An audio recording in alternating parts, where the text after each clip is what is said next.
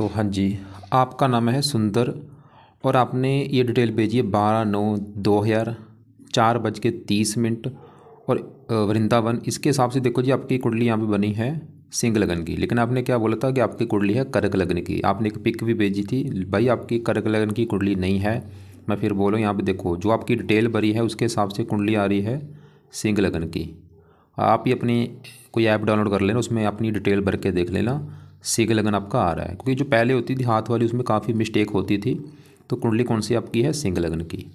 अब ये कुंडली यहाँ पे मैंने आपकी बना रखी है। अब आपने जो सवाल भी लिख के भेजे हैं कि रिलेशनशिप में दिक्कतें आ रही हैं, हड्डियों से दिक्कत आ रही है आपको, और भी आपको टेंशन ज़्यादा होती है, चिंता ज़्यादा हो रही है, परेशानियाँ ज़्यादा आ रही हैं, तो ये आपका जो भी सवाल है मैं आपको विस्तार में समझाऊंगा। तो सबसे पहले देखो जी, आप ये समझो कि जो कुंडली होती है इसमें 12 ग्रह होते हैं। 12 ग्रह पहले आप समझ लो, वो मैं लिख देता हूँ।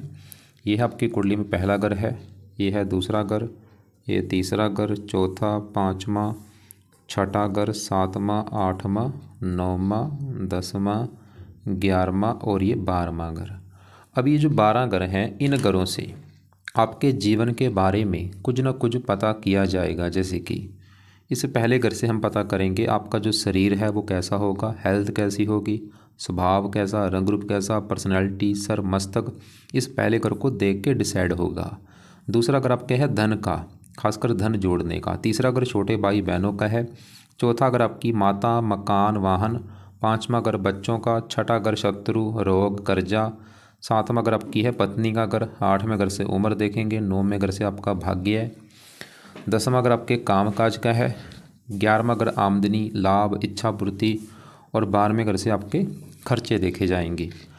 आपने यहाँ पे मेरी दो बातें नोट करनी है। पहली बात, जो मैंने 12 घर लिखे हैं इनको याद कर लो, और दूसरी बात, इन 12 घरों से जो कुछ देखा जाएगा वो याद कर लो। अब आप ये देखो कि आपने कुंडली में क्या देखना है, वो घर देख लो। मान लो आपने देखना है अपना भाग्य देखना है, तो इस 9वें घर से भाग्य देखा जाता है कि भाग्य कैसा होगा। 9वां घर है, 9वें घर को देखना पड़ेगा। और 9वें घर में एक नंबर लिखा है 1, एक है मेष राशि और इसका जो मालक है वो है मंगल। तो आपका अगर भाग्य देखना है मंगल को देखना पड़ेगा। ऐसे ही अगर आपके छोटे भाई बहन देखने हैं, तीसरा घर होता है छोटे भाई बहनों का, और तीसरे घर में नंबर है 7 लिखा। 7 है तुला राशि, मालक है शुक्र। तो आपके छोटे भाई बहनों के लिए शुक्र को देखना पड़ेगा। तो आपको मेरा कहने का मतलब समझ आ रहा होगा कि जो भी कुछ देखना है वो घर देखना है, और घर का जो मालक है वो मालक देखा जाता है। अब सवाल ये है कि आपकी कुंडली है कैसी। लेकिन उससे पहले एक और बात नोट कर लो, ये जो 9 ग्रह होते हैं, सवाल ये भी है कि अच्छे बुरे फल क्यों देते हैं।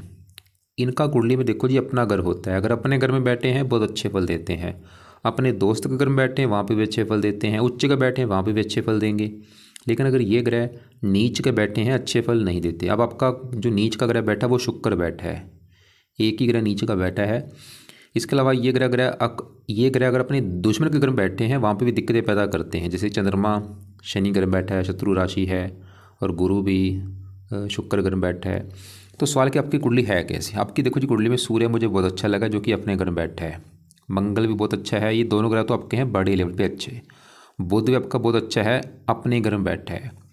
बाकी आपका राहु उच्च का है, केतु उच्च का है, अच्छी बात है। कई चीज़ें अच्छी देंगे, थोड़े से दिक्कतें भी देंगे, लेकिन कई प्रकार के अच्छे फल देंगे। चंद्रमा मुझे आपका ख़राब लगा है, शुक्र यहाँ पे नीच का है वो भी ख़राब फल देगा।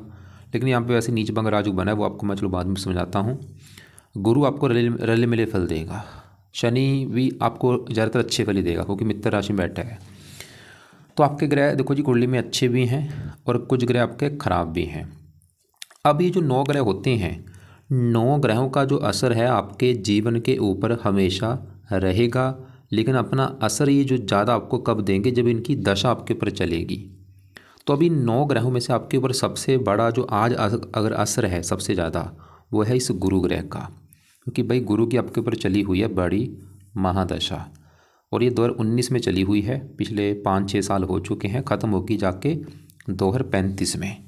तो इसका मतलब है कि इन ग्रहों में से आपके मतलब जीवन में अभी जो कुछ हो रहा है आपके साथ, वो कारण गुरु ग्रह है। जो भी आप मतलब सोच रहे हैं, काम कर रहे हैं, कहीं ना कहीं कारण गुरु है आपका।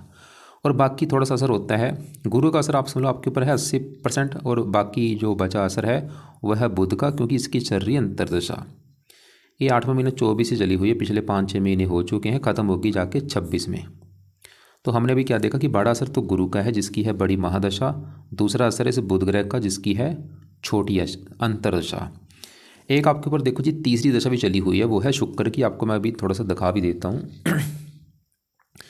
जैसे देखो ये आपकी है डिटेल, ये आपकी आई कुंडली और ये है दशा वाला चार्ट। जैसे मैंने बोला आपकी गुरु की दशा बृहस्पति की, छोटी दशा आपकी है बुध की, देखो ये 6-8-24 में चली है। और एक तीसरी दशा आपकी चल रही है, ये देखो शुक्र की। ये कब चली है? ये 19 जनवरी 25 में चली है, पिछले 2-3 महीने हो चुके हैं। ख़त्म कब होगी? 6/6/25, मतलब अभी जून में जाके ख़त्म होगी। अब शुक्र आपको मैंने बता ही दिया कि अब वो आपका ख़राब है। पहले अभी यहाँ पे आपको मैं पहले शुक्र बुध को ही कवर करूँगा कि ये दोनों ग्रह कैसे हैं, तो ये विस्तार में आपको मैं समझाता हूँ। बैठे कहाँ पे? दूसरे घर में बैठे हैं। दूसरा घर पहले समझो किसका है। दूसरा घर देखो जी कुंडली में धन का होता है, खासकर धन जोड़ने का, कि आप कितना धन जोड़ेंगे, कितना बैंक बैलेंस होगा आपके पास, दूसरा घर देखा जाएगा। दूसरा घर आपके परिवार का भी, परिवार कैसा होगा, आपकी वाणी कैसी होगी, खाना पीना कैसा होगा, दूसरा घर देखा जाएगा। और आपको जैसे मैंने अभी बोला था कि जो कुछ देखना है उस घर का जो मालिक है वो देखना है। अब दूसरे घर के बारे में जानने के लिए दूसरे घर का जो मालिक है, दूसरे घर में देखो क्या लिखा है? 6 लिखा है। 6 है कन्या राशि, इसका जो मालिक है वो है बुध। हमें बुध को देखना है कि बुध कहाँ बैठा है, वो अच्छा है या बुरा है। और बुध कहाँ बैठा है? इसी घर में बैठा है। तो एक बहुत बड़ी अच्छी बात है कि बुध आपका दूसरे घर में जहाँ बैठा है वो उसी का घर है, अपने घर में बैठा है। जैसे कि देखो जी मेरा घर है, मैं अगर अपने घर में बैठा हूँ तो मैं क्या करूँगा? अपने घर का अच्छा करूँगा, मैं अपने घर की सफाई रखूँगा, रक्षा करूँगा, क्योंकि वो मेरा घर है। तो इस प्रकार आपका वो जो बुध है बड़े लेवल पे अच्छा है, क्योंकि दूसरे घर में जहाँ बैठा है वो उसी का घर है। अब दूसरा घर किसका है? धन का। तो बुध आपको भाई धनी बनाएगा बहुत ज़्यादा, धन की आपके पास कमी नहीं रहेगी, बुध ये दिखा रहा है। आप काफ़ी धन जोड़ेंगे, काफ़ी आपका बैंक बैलेंस होगा।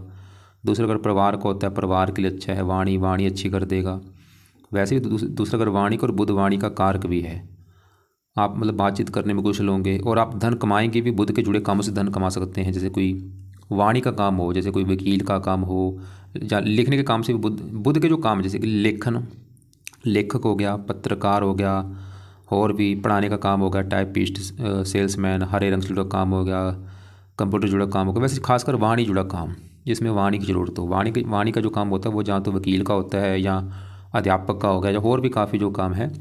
और आपके ऊपर देखो, मैंने बोला बुध की 10वीं चली हुई, देखो 8 महीना 24 से, पिछले 4-5 महीने से आपकी बुध की चल रही जो दशा है ये आपका अच्छा है। मतलब आपके ऊपर वैसे बुध का असर कम है, और ये दशा भी देखो जी 26 में अभी 2 साल की पड़ी है। तो बुध की जो दशा भी चली है पिछले 5-6 महीने से, आपको क्या अच्छे फल देगा? धन के घर में बैठा है और इसी का घर है, तो बुध आपको धन देगा। धन के मामले में बुध अच्छा है, धन देगा, परिवार का सुख देगा, वाणी अच्छी देगा। और बुध एक और घर का मालिक है, वो है ये 11वां घर, क्योंकि 11वें घर में जो 3 लिखा है मालिक इसका भी बुध है।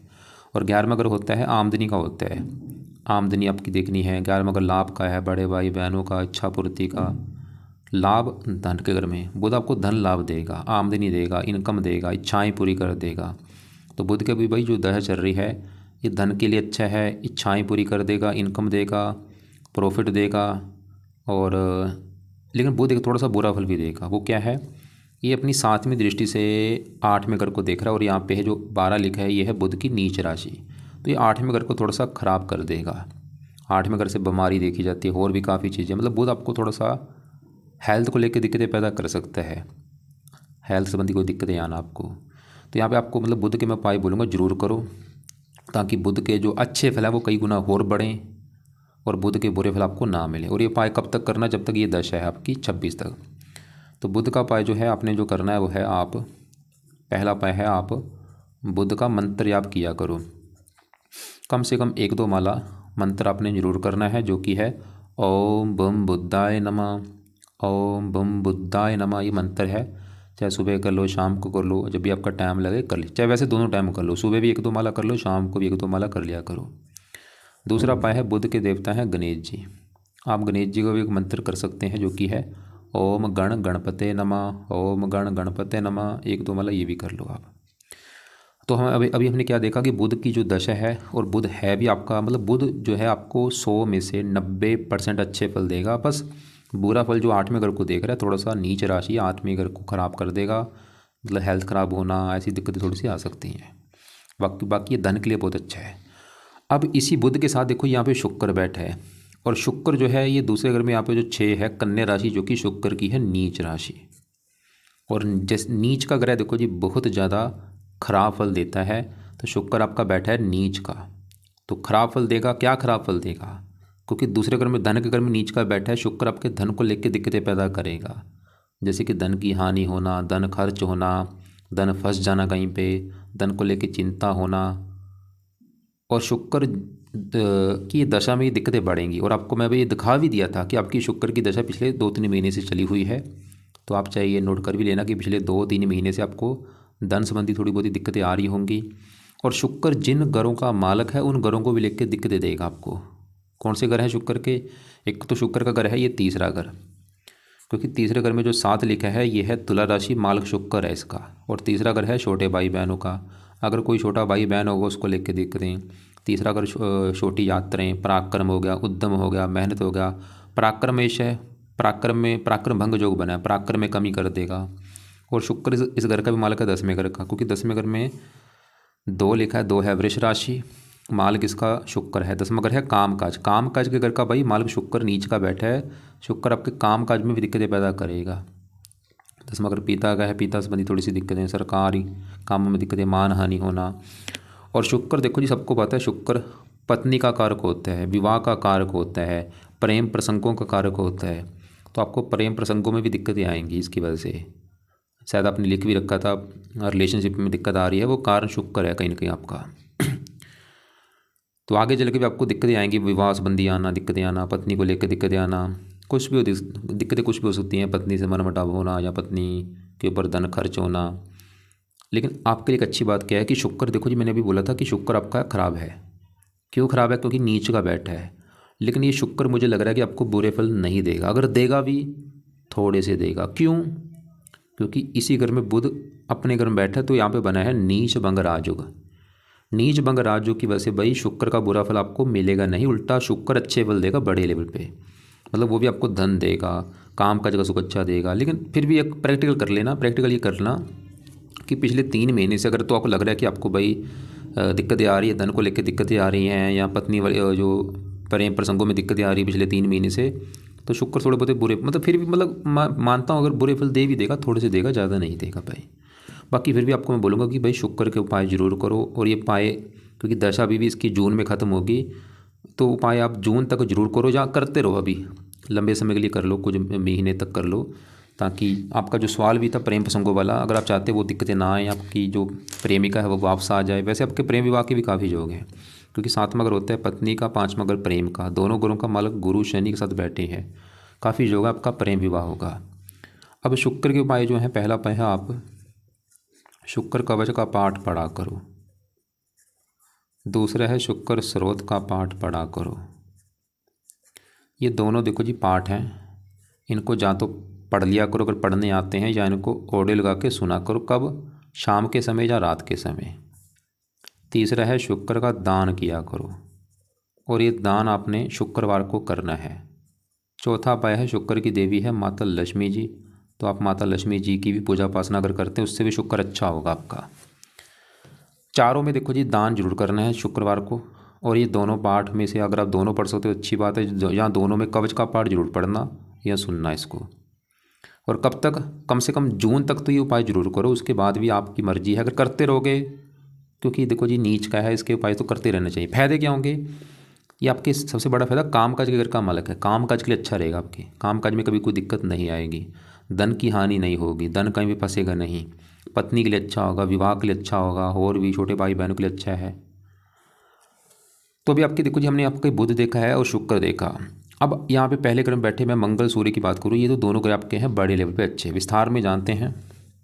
पहले समझो पहला घर किसका होता है।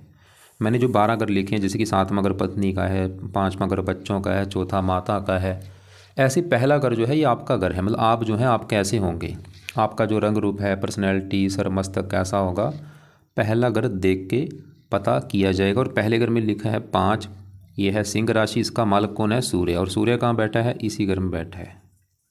तो पहले घर के मालक सूर्य को देखना पड़ेगा, और सूर्य कहाँ बैठा है? इसी घर में बैठा है। बहुत बड़ी अच्छी बात है भाई, रविकृत राजयोग बना है यहाँ पे, पंच महापुरुष योग में से उत्तम योग होता है। अपने घर में बैठा है भी लग्नेश, तो सूर्य तो पहले घर का करेगा बहुत अच्छा। पहला घर किसका है? शरीर, हेल्थ, स्वभाव, रंग रूप, इन चीज़ों के लिए अच्छा है। मतलब सूर्य आपका शरीर अच्छा रखेगा, हेल्थ अच्छी रखेगा, स्वभाव अच्छा, रंग रूप अच्छा, पर्सनैलिटी अच्छी, सर अच्छा, मस्तक अच्छा। और सूर्य साहस का कारक, आपको बहुत ज़्यादा साहसी बनाएगा, पराक्रमी बनाएगा, उद्यमी बनाएगा। सूर्य एक राजा ग्रह है। ऐसे लोगों की इच्छा होती है राजा के समान जीवन जीने की। मतलब ऐसे जो लोग हैं मैंने देखे हैं, जहाँ तो सरकारी नौकरी में ज़रूर होते हैं, साथ में मंगल भी बैठा, बड़े लेवल पे सरकारी नौकरी के जो हैं ऐसे लोग मैंने देखे हैं। पुलिस में होते हैं, पुलिस में जाने के काफ़ी योग आपके, या मिलिट्री में होते हैं, या जिसमें साहस होता है, साहस जैसे कि सर्जन होते हैं, डॉक्टर होते हैं, मेडिकल लाइन हो गया, या ऐसे लोग राजनीति में होते हैं, आईपीएस अधिकारी होते हैं, आरएएस अधिकारी होते हैं, नेता होते हैं। तो सूर्य भाई आपका बहुत बड़े लेवल पे अच्छा है, सूर्य की दशा बहुत अच्छी जाएगी। सूर्य थोड़ा सा क्रूर है, आपको क्रोधी भी बनाएगा, जिद्दी भी बनाएगा, गुस्से वाला भी बनाएगा थोड़ा सा आपको। बाकी हज़ारों अच्छे फल देगा। शरीर बहुत अच्छा रखेगा आपका, स्वभाव अच्छा, रंग रूप, पर्सनैलिटी, सर मस्तक। और तो बस थोड़ा सा, क्योंकि इसका स्वभाव थोड़ा सा क्रूर है तो गुस्से वाला थोड़ा सा बनाएगा। अब यहाँ भी मंगल बैठा है। देखो जी, मंगल सूर्य दोनों आपस में दोस्त हैं, आपस में एक घर में ही बैठे। यहाँ पे मतलब मंगल जो है सूर्य घर में बैठा है, अपने दोस्त के घर में आया है एक मेहमान बन के। और मंगल है भी इस कुंडली में योग कारक, तो मंगल भी आपका बहुत अच्छा है। अब मंगल क्या अच्छे फल देगा? जिन घरों का मालक है मंगल, उन घरों को लेकर अच्छे फल देगा। एक तो मंगल का घर है ये नौवां घर, नौवें घर से भाग्य देखा जाएगा। नौवें घर में देखो जी एक लिखा है, एक है मेष राशि, मालक मंगल, तो भाग्यश कौन है? मंगल। सर्क पर बैठा है मित्र राशि, मतलब मंगल आपको भाग्यशाली बनाएगा भाई। भाग्य सर के ऊपर बैठा है, भाग्य आपका साथ देगा। और मंगल इस घर का भी मालक है चौथे घर का। चौथे घर में जो 8 लिखा है वृश्चिक राशि, मालक मंगल। चौथा घर है माता, मकान, वाहन, और मंगल पहले घर से अपने घर को देख भी रहा है।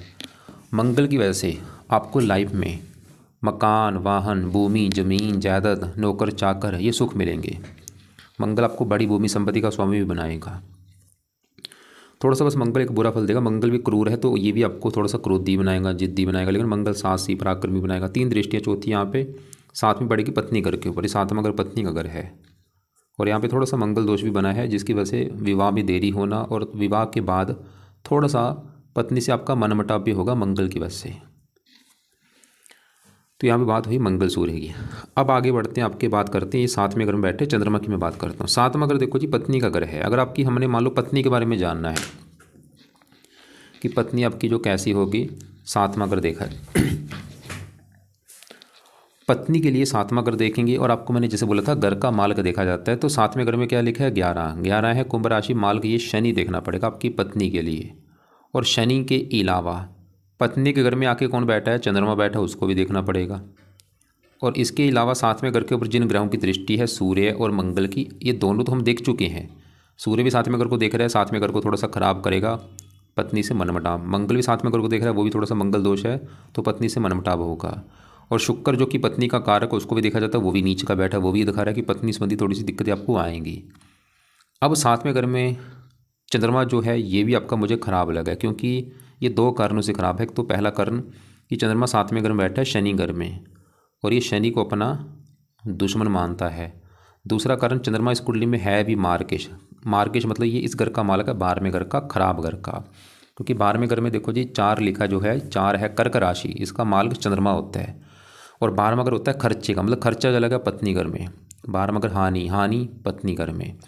चंद्रमा देखो जी आपकी पत्नी को बीमार कर देगा। एक तो पत्नी को बीमार भी करेगा, आपकी पत्नी की बीमारी के ऊपर भी खर्चा होगा, और पत्नी से आपके मनमुटाव, लड़ाई झगड़े भी होंगे चंद्रमा की वजह से भी। लेकिन चंद्रमा की वजह से आपकी जो पत्नी है वो दिखने में काफ़ी वैसे सुंदर होगी, आकर्षक होगी, सुंदर होगी पत्नी, ठीक है। लेकिन पत्नी से मनमुटाव, लड़ाई झगड़े होंगे। या हो सकता है आपकी पत्नी जो है वो खर्चीले स्वभाव की हो, क्योंकि खर्चा पत्नी घर में बैठा है। या तो पत्नी के ऊपर खर्चा होगा, या पत्नी खर्चे करने वाली होगी आपकी। तो चंद्रमा के उपाय जरूर करो ताकि ये बुरे फल आपको पत्नी के मामले में ना दे। इसके लिए आप, इसका पहला उपाय है चंद्रमा का दान किया करो भाई, जरूर दान करो। खासकर सोमवार को दान जरूर कर दिया करो, और ये दान की वीडियो आपको मैं भेज दूंगा। दूसरा उपाय है, इसके लिए आप शिव जी की पूजा उपासना भी कर सकते हैं, उससे भी ये अच्छा होगा आपका। और अगर ज़्यादा दिक्कत आ रही है पत्नी को लेकर, इसका एक पाठ है वो भी आप पढ़ सकते हैं, चंद कवच का पाठ। ये पाठ भी पढ़ लिया करो, शिव जी के मंदिर में बैठ के पाठ पढ़ सकते हो या सुन सकते हो। सोमवार को वाइट कपड़े मत पहना करो। अब देखो जी पत्नी के लिए मैंने आपको बोला था 4-5 ग्रह देखने पड़ेंगे। आपकी पत्नी घर में चंद्रमा, वो भी पत्नी वाली दिक्कतें देगा। पत्नी घर के ऊपर सूर्य मंगल की दृष्टि है दोनों की, वो भी पत्नी वाली दिक्कतें आपको देंगे। और शुक्र आपका पत्नी का कारक, वो भी नीच का है। मतलब आपकी पत्नी वाली दिक्कतें आने के भाई 4 कारण बन चुके हैं, चंद्रमा, सूर्य, मंगल, शुक्र। अब पत्नी के घर का मालिक शनि जो है वो चलो फिलहाल ठीक है, वो 10वें घर में बैठा है, घर अच्छा है, और वहाँ पे शुक्र घर में बैठा है जो 2 लिखा है, मित्र शुक्र को मानता है, वो चलो फिर भी 10वां घर काम काज, पत्नी काम काज, जहाँ पत्नी काम काज करने वाली होगी, जहाँ पत्नी के आने के बाद आपका काम काज चलेगा। तो आपकी भाई कुंडली में पत्नी वाली दिक्कतें आने के 4 कारण बने हैं। वो दिक्कतें क्या आएंगी, एक तो आपके पत्नी से लड़ाई झगड़े होते रहेंगे, पत्नी का बीमार भी होना, पत्नी से मनमुटाव होना, ऐसी दिक्कतें आएंगी। तो चारों कारणों में से मैंने आपको चंद्रमा के भी उपाय बता दिए हैं। सूर्य 7वें घर को देगा, सूर्य थोड़ा सा, सूर्य जो पत्नी संबंधी दिक्कतें देगा सूर्य, वो आपके गुस्से की वजह से होगा, मतलब आपका गुस्सा जो है उसकी वजह से पत्नी से मनमुटाव होगा। और मंगल भी थोड़ा सा, मंगल दोष की वजह से भी आपका गुस्सा बढ़ेगा, जिसके कारण आपकी पत्नी से आपका मनमुटाव होगा। तो मंगल के लिए क्या करो, मंगल के लिए हनुमान जी की पूजा अर्चना अगर करते हैं तो ये मंगल दोष खत्म होगा आपका। इसके और भी कई फायदे होते हैं, राहु शनि भी अच्छे होते हैं। और शुक्र आपको पत्नी वाली वो भी दिक्कतें देगा, क्योंकि वो पत्नी का कारक है, विवाह का भी कारक है, 7वें घर का भी कारक है, और प्रेम प्रसंगों का भी कारक है, प्रेमिका भी कारक होता है वो। उसके लिए भी आपको जो उपाय बताएं शुक्र के, वो आपने करने हैं। बाकी 10वें घर में देखो जी, ये गुरु शनि की, गुरु की बात करते हैं जिसकी बड़ी दशा भी चली हुई है, गुरु आपका कैसा है। गुरु ग्रह देखो जी, आपका जो गुरु की, ये जो गुरु आपका है, इसकी आपके ऊपर दशा भी चल रही है पिछले 5-6 साल से। सवाल की अच्छा है या बुरा है, ये आपको वैसे 100 में से 60-70% अच्छे फल ही देगा, लेकिन थोड़ा बहुत बुरे फल भी देगा आपको, 30-40% बुरे फल भी देगा। गुरु जहाँ बैठा वो है 10वां घर। 10वां घर कुंडली में देखो जी काम काज का होता है, काम काज के अलावा 10वां घर पिता का भी होता है, सरकार भी यहाँ से देखते हैं, मान प्रतिष्ठा। तो ये जो 4 चीज़ें मैंने बोली 10वें घर से देखेंगे। और आपको बोला था घर का मालिक देखा जाता है। 10वें घर में देखो जी 2 लिखा है, मालिक शुक्र, वो हमने देखा, वो हमें अच्छा नहीं लगा, क्योंकि नीच का बैठा है। मतलब शुक्र तो 10वें घर को कर रहा था खराब, कि काम काज में दिक्कतें आएंगी, पिता संबंधी दिक्कतें आएंगी, सरकारी काम में दिक्कतें आएंगी। लेकिन चलो वहाँ पे एक राहत थी कि वो नीच भंग राज्यों की वजह से होता है, वो बुरे फल आपको ज़्यादा ना दे, अगर दे भी थोड़े से दे। अब 10वें घर में गुरु शनि को भी देखना पड़ेगा। अब गुरु की पहले बात करें तो गुरु बैठा है 10वें घर में, घर तो चलो अच्छा है, और गुरु इस घर का कारक भी होता है। लेकिन 10वें घर में जो 2 लिखा है ये शुक्र का घर है, और गुरु शुक्र को थोड़ा सा अपना दुश्मन मानता है। इसकी वजह से गुरु थोड़ा सा, ज़्यादा नहीं मैं बोलूँगा, थोड़ा सा 10वें घर का, 10वां घर काम काज का, हल्की सी काम काज में गुरु भी आपके दिक्कतें पैदा करेगा। थोड़ी बहुत ही काम काज में दिक्कतें आएंगी, स्टार्टिंग में दिक्कतें आ सकती हैं, बाद में काम काज चलना शुरू हो जाएगा। 10वां घर पिता का, थोड़ा सा पिता से भी दिक्कतें आना, सरकारी कामों में दिक्कतें आना, मान प्रतिष्ठा में कमी होना।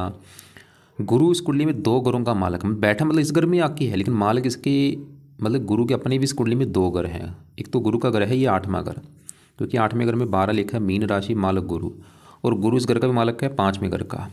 5वें घर में 9 लिखा है, मालक गुरु है। 5वां घर संतान का है, पढ़ाई का है, पढ़ाई चलेगी, काम काज, आपने जो पढ़ाई करी होगी उससे जुड़ा आपका काम काज भी हो सकता है, गुरु ये दिखा रहा है।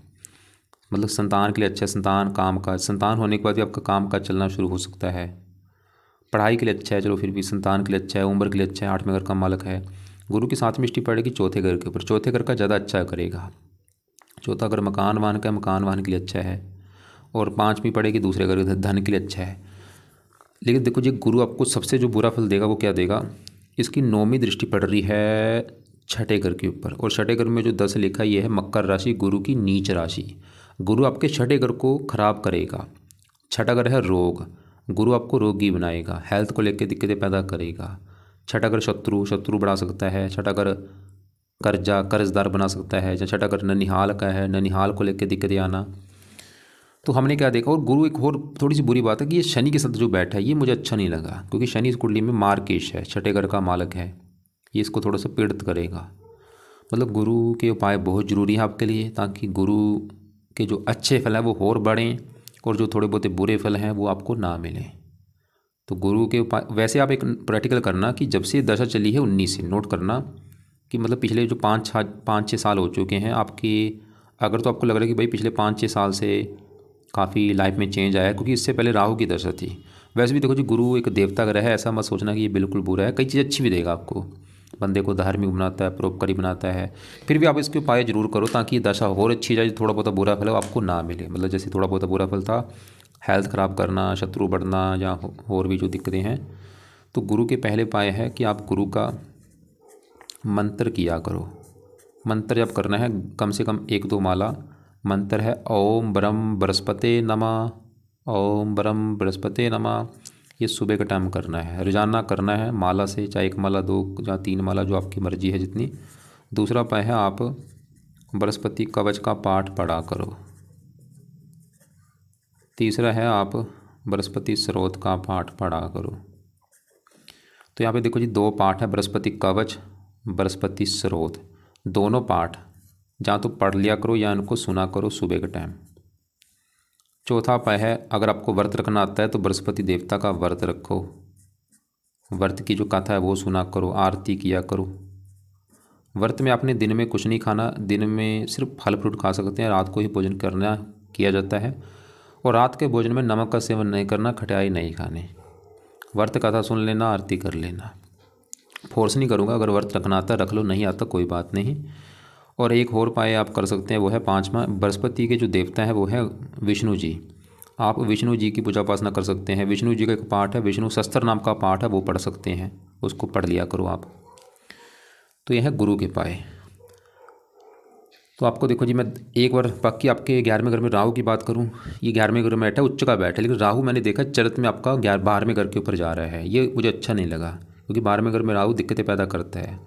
वैसे 12वें घर में रहेगा उच्च का ही, कई प्रकार के अच्छे फल देगा, लेकिन बुरे फल भी देगा, खर्चे थोड़े से बढ़ाएगा। ऐसे केतु 5वें घर में चरित्र में ये आ रहा है, 6ठे घर के ऊपर रहेगा उच्च का ही, कई चीज़ें अच्छी भी देगा आपकी। और शनि फिलहाल अच्छा है 10वें, क्योंकि 10वें घर में शनि यहाँ पे शुक्र की राशि में बैठा है, मित्र राशि है तो मार्केश और पत्नी घर का मालक है। तो हमने आपका क्या देखा कि आपका सूर्य अच्छा है, मंगल अच्छा है, बड़े लेवल पे बुध अच्छा है, और बाकी आपका चंद्रमा खराब है। पत्नी संबंधी दिक्कतें पैदा करेगा, पत्नी बीमार होना, पत्नी से मनमुटाव होना।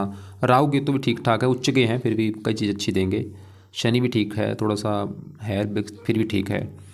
एक तो आपका शुक्र मुझे ख़राब लगा है भाई, क्योंकि नीच का, लेकिन मैंने बोला फिर भी नीच पंग राजयोग बना है, फिर भी आप उसके उपाय जरूर करो। तो शुक्र के यहाँ पे जो 3-4 उपाय वो आपने करने हैं। और गुरु के उपाय क्यों बोलें, ताकि गुरु की जो दशा है ये आपकी और अच्छी जाए, जो थोड़े बहुत बुरे फल आपको वो ना मिले। तो गुरु के यहाँ पे जो 4-5 उपाय वो आपने करने हैं। और बुध की छोटी दशा है, बुध की जब तक दशा आपकी 2 साल की दशा भी चलेगी, तो बुध के लिए आपको मैंने 2 उपाय बोले हैं, बुध का मंत्र और बुध के देवता गणेश जी का मंत्र कर लिया करो।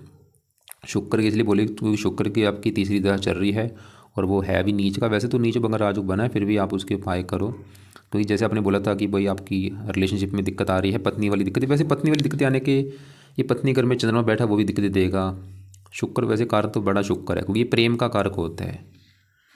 तो ये उपाय हैं, कुछ उपाय हैं सुबह का टाइम। सुबह आपने क्या करना है, सुबह जैसे कि आप ये जो गुरु का मंत्र है सुबह कर लो, बृहस्पति कवच, बृहस्पति स्रोत दोनों पाठ सुबह पढ़ लो। और बाकी बुध का मंत्र आप चाहे सुबह कर लो, शाम को कर लो, ये आपकी मर्जी है। शुक्र के दोनों पाठ रात को पढ़ने हैं या शाम को। और शिव जी की पूजा उपासना करो, शिव जी का जो मंत्र है ओम नमः शिवाय वो जाप किया करो। चंद कवच का पाठ बोले शिव जी के मंत्र में बैठ के पढ़ लो। चंद्रमा का दान करना है, शुक्र का दान शुक्रवार को करो, और चंद्रमा का दान हर सोमवार को करो। आपको देखो जी 2 ही दान बोले, शुक्र का दान बोला है शुक्रवार को, और चंद्रमा का दान सोमवार को। वाइट कपड़े कम पहना करो, परफ्यूम कम लगाया करो, चमकीले कपड़े, रंग बिरंगे कपड़े कम पहना करो। बाकी व्रत आपको मैंने बृहस्पति का बोला, अगर रखना आता है बृहस्पतिवार का व्रत रखो, कथा आरती करो, विष्णु जी की पूजा कर लो, उसका विष्णु सहस्त्र नाम का पाठ पढ़ लिया करो। शुक्र के लिए माता लक्ष्मी जी का पाठ बोला, वो कोई ना कोई पढ़ लो आप। एक बार आपके सवाल जो है वो मैं देख लेता हूँ। आपने मुझे एक तो ये बोला कि सर मुझे ओवर थिंकिंग बहुत रहती है, उसके कई कारण हो सकते हैं। जैसे गुरु आपके मैंने बोला 6ठे घर को देख रहा है, और एक आपकी साढ़े भी चल रही भाई। देखो इसके लिए शनि मंदिर जाया करो आप, हर शनिवार को नियम बना लो। ये 60 आपकी चली हुई है ढाई पिछले 5 साल हो चुके हैं, अभी भी 2.5 साल की पड़ी है। इसमें भी लाइफ में दिक्कतें आती है, शनि मंदिर माथा टेकने जाया करो। कौन सा रत्न पहनूं या कौन सा रत्न, देखो जी पावर को बढ़ाता है। आप मान के दान कर सकते हैं, मूंगा भी दान कर सकते हैं। मान के मूंगा 2 रत्न दान कर लो। मूंगा दान करने से भाग्य जरा साथ देगा, मकान मन का सुख बढ़ेगा। मान के दान करने से और भी कई फायदे होंगे, लेकिन ये दान करने से नुकसान जो होगा, आपका गुस्सा बढ़ जाएगा। अगर गुस्सा पहले आपको आता है तो ये रत्न धारण मत करना, मान के मूंगा। लेकिन इनके फायदे भी कई होंगे, भाग्य साथ देगा, मकान मन के लिए अच्छा है। तो आप मान के चाहे इसमें कर लो, मान के इसमें कर लो राइट हैंड की, वैसे दोनों इसमें होते हैं, लेकिन एक मान के इसमें कर लो, और मूंगा आप लेफ्ट हैंड की इस रिंग फिंगर में कर लेना। हाँ अगर गुस्सा आता है फिर तो भाई मत करना, नहीं आता फिर ये दान कर लेना। और आपने बोला है कि क्या मैं ओप्पल भाई भूल के धर्म मत कर लेना, नीच का बैठा, क्योंकि इसकी पावर बढ़ जाएगी, बुरे फल बढ़ जाएंगे। कौन कौन से ग्रह खराब है? शुक्र ज़्यादा खराब है, केतु भी, चंद्रमा भी थोड़ा सा है, पत्नी वाली दिक्कतें देगा, लेकिन पत्नी आपकी सुंदर होगी इसकी वजह से। मेरा हेयर फॉल क्यों हो रहा है, बालों का झड़ना, ये देखना पड़ेगा किसकी वजह से है। बाकी हड्डियों वाली दिक्कत तो ये शनि कारक इसका है, गुरु के साथ बैठा है। कोई ना, आप उपाय करो, सभी दिक्कतें दूर हो जाएंगी। किस भगवान की पूजा करूँ? मैं बता दिया आपको कि आप गणेश जी, बुध के लिए गणेश जी कर लो, और शनि मंदिर जाओ, 7:30 भी चल रही है। माता लक्ष्मी जी हो गया, शिव जी हो गया, विष्णु जी हो गया। ब्रेक होने का कारण वैसे शुक्र लग रहा है, क्योंकि नीच का बैठा है। शुक्र प्रेम का कारक होता है। हाँ, शुक्र का अगर उपाय करते फिर उसके आने के चांस, वैसे आपके प्रेम विवाह के काफ़ी योग हैं, क्योंकि 5वां घर प्रेम का है, 7वां घर विवाह का, दोनों घरों का मालक एक साथ बैठे हैं, प्रेम विवाह होने के काफ़ी योग हैं आपके। फिर भी अगर आपको लग रहा है कि अभी कुछ पूछना है, अपने कोई बात समझ नहीं लगी, सवाल अपना लिख के भेज देना, या मुझे कॉल करके आप पूछ लेना।